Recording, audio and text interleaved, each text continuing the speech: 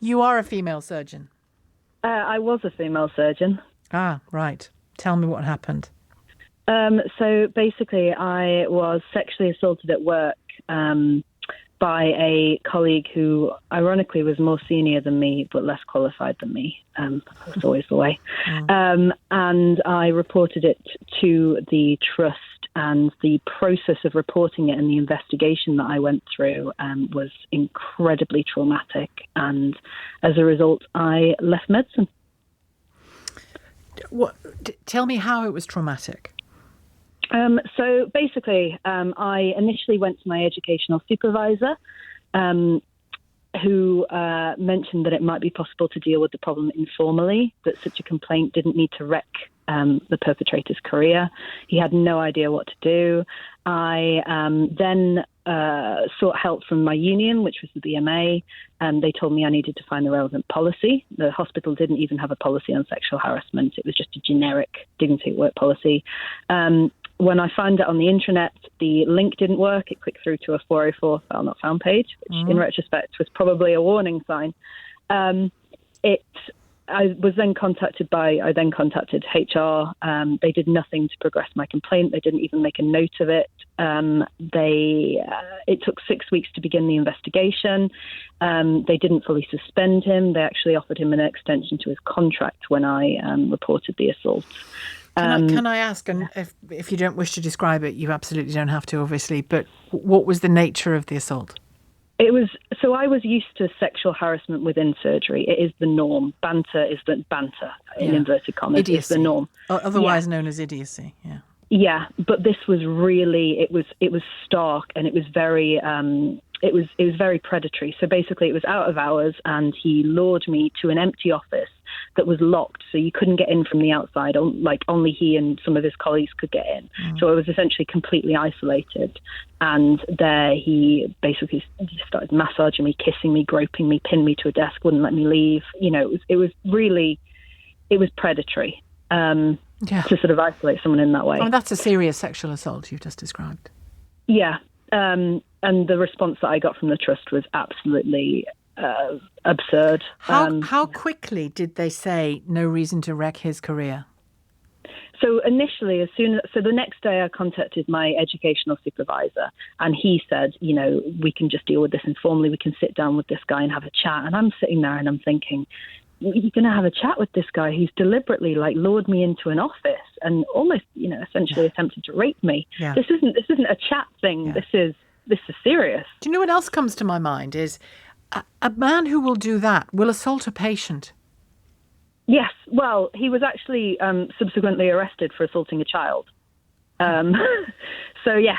A patient's child. No, it was a child outside of the hospital. But I seriously doubt that he suddenly started doing this in sort of summer 2020. I'm sure there must have been other people. Of course. Before, because, I mean, why would you? Yeah.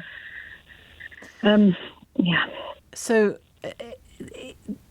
the drive in the investigation was all about sparing his career, was it? So 6 weeks after I reported it, I was finally invited to an investigatory meeting. I didn't know at the time, but the investigator was a consultant. It was a female consultant in the hospital, and the entire training that she'd had before to investigate such assaults was a 2-hour course 16 months beforehand, and she couldn't remember any of it. During that investigatory meeting, I gave names of friends that I knew outside of the hospital, but I specifically requested that they not speak to my consultant colleagues, because I knew that putting in a report like that got you labelled as a troublemaker. It got you labelled as bad news. Now, the first thing that she did before she'd even taken a statement from the perpetrator was to then go to those consultant colleagues informally for telephone conversations where she asked them whether I was known to have inappropriate relationships with other people in the department. And one of them told me about this, and I raised a complaint against the investigator because I said that was clearly unacceptable. And they refused to get her removed from the investigation. The entire investigation, they didn't interview a single person who knew my perpetrator about him. He requested that nobody was spoken to about him, and they honoured his request. They discussed my clinical ability. They discussed whether I got behavioural issues. They discussed rumours about me, you know, who I might or might not be sleeping with, whether I was known to have inappropriate relationships. And even after I put in a complaint about this, they continued to do so. In the end, they actually found that my perpetrator had no case to answer. And then that was subsequently changed after I put in an employment tribunal complaint. So. And you left medicine completely? Yeah, yes. Did you fire a parting shot to the trust that you left? I mean, I've missed some of the other things that went on here. Like also, like the recording of my interview was leaked. It was attached to an email by accident, emailed around the hospital. You know, there was a lot that happened that just made staying there impossible for you, for your sanity. It was absolutely impossible. And the point where I knew that she was asking these questions, that was so inappropriate to me. The point where I put in a complaint, and even at that point, they weren't going to listen to me. My firing shot was putting in an employment tribunal claim to them because, you know, being sexually assaulted at work is one thing, but then going through an investigation which further harasses you because you've dared to be a young woman who reported it. Absolutely. Yeah. Who said, I will not put up with this. Yeah, and to then be victim blamed by your organisation, by the trust, you know. Outrageous. Did you win? Yes. Hooray. I did. Scant consolation. Really. Well, I know. And did you love medicine? I loved medicine. Oh, wow, yeah. I mean, I think surgery is one of those things that you can't be like half a surgeon. You can't do a bit of surgery. You either have to be all in or not. And I would go in on my annual leave. I'd go in on my days off. I'd, you know, constantly be there for operations to. And like I say, there was always a culture of sexism kind of bubbling under the surface, whether that took the form of, you know, overt harassment and assault, or whether it took kind of the form of diminishing you. You know, I had colleagues who referred to me as their glamorous assistant, you know, stuff like that. But I shrugged it off because I thought if I worked hard enough, they couldn't reduce me to just being a woman. If I worked hard enough, then I would be seen as a surgeon in my own right. And then this happened, and I realised that, you know, you can be the best surgeon in the hospital, maybe not the best surgeon in the hospital, but you can work incredibly hard and you can get assaulted, and all they care about is the man. Well, yeah, and what your relationships are, and whether you're a bit of a slag. Sorry, don't know if I can say that word. You can. You can say anything you like today, Sarah. I mean, God, it's medieval, isn't it? It was like something out of the 1970s. You know what? Before I went into medicine, I thought that we lived in a new age, and I wasn't really a feminist. No. I thought we were past feminism. It's not a generational thing. It's a type of man thing. Yeah, and it's still that. And in many ways, I think it's worse now because we're constantly told that women are equal, but we're constantly told that, you know, you can speak out about these things, and Me Too's happened, and it's better now, and it isn't. I mean, I spoke out about it, and even when this was flagged to, you know, really high people within the trust, they still kept going.